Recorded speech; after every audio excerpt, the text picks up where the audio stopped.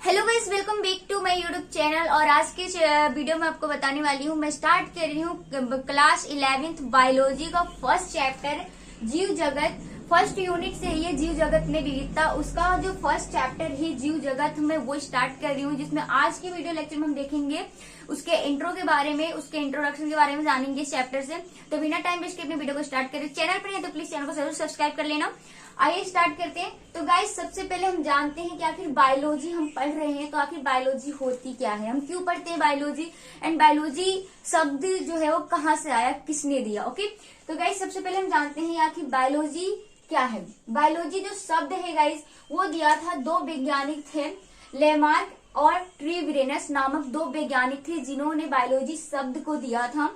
ठीक है, biology word को दिया था। अब बायोलॉजी के जो जनक हैं वो है अरस्तु, जिन्हें इंग्लिश में अरिस्टोटल बोलते हैं, लेकिन इन्हें हिंदी में अरस्तु बोला जाता है। ठीक है, तो बायोलॉजी शब्द जो थे लेमार्क और ट्रीविरेनस दो वैज्ञानिकों ने दिया था।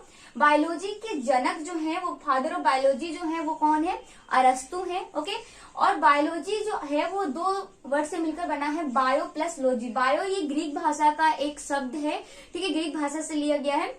गाइस, बायो जो ग्रीक भाषा होती है वो एक ऐसी भाषाएं होती हैं जिनको हम कहीं पर भी उसमें कोई परिवर्तन नहीं किया जा सकता है, वो मृत भाषा होती है। ठीक है, तो वो वहीं से लिया गया है बायो शब्द, जो कि ग्रीक भाषा का एक वर्ड है, बायो प्लस लॉजी।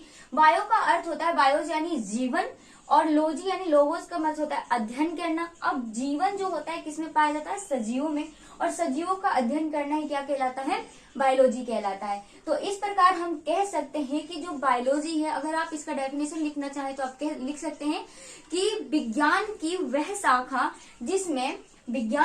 शाखा जिसमें सजीवों का अध्ययन किया जाता है, बायोलॉजी कहलाता है। ठीक है, और बायोलॉजी शब्द लेमार्क और ट्रीविरेनस ने दिया था, जनक उसके अरस्तु हैं।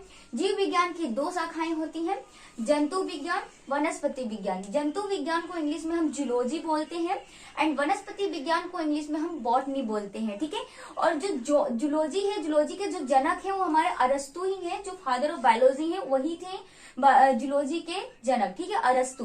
एंड जो वनस्पति विज्ञान बॉटनी है, इनके जनक है थियोफ्रेस्टस। ठीक है, तो ये दो वैज्ञानिक थे जो हमारी दो बायोलॉजी के बारे में जाना। बायोलॉजी की टू शाखाएं होती है, टू ब्रांचेस होती हैं। ठीक है, अब बात आता है कि आखिर सजीवों का अध्ययन करते हैं हम, तो आखिर सजीव और निर्जीव क्या है।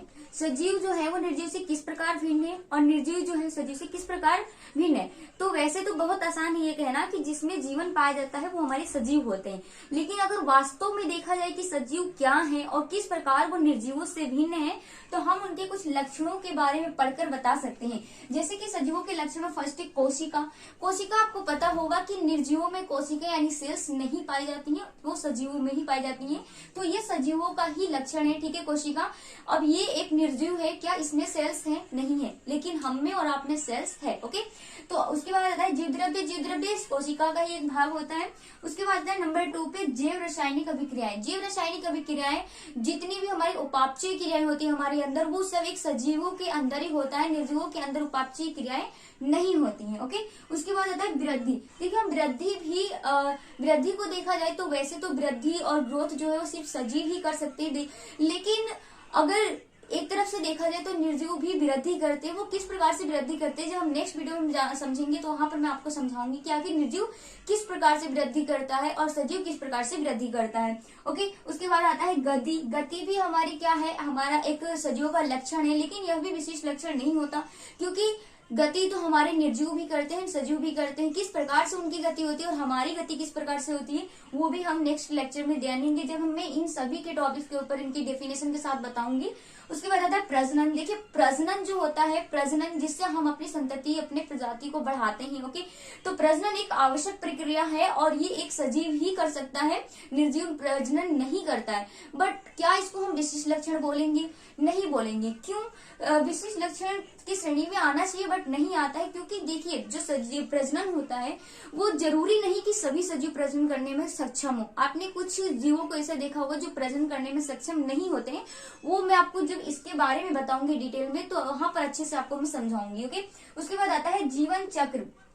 जीवन चक्र यानी हमारी लाइफ साइकिल। लाइफ साइकिल क्या होता है? हमारे प्राकृतिक जन्म से प्राकृतिक मृत्यु तक के बीच में जो समय होता है, जो हमारी क्रियाएं होती हैं, वो हमारा क्या कहता है? जीवन चक्र कहलाता है। ओके, उसके बाद आता है संवेदनशीलता एंड अनुकूलन। संवेदनशीलता क्या होती है? हम किसी चीज को फील करते ही हमारी संवेदनशीलता होता है।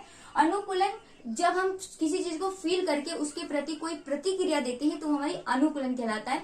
हम पूरी डिटेल में पढ़ेंगे नेक्स्ट लेक्चर में। तब तक के लिए इतना ही। अगर आपको वीडियो अच्छी लगी हो तो प्लीज एक लाइक जरूर करना, चैनल पर सब्सक्राइब करना। Thank you for watching.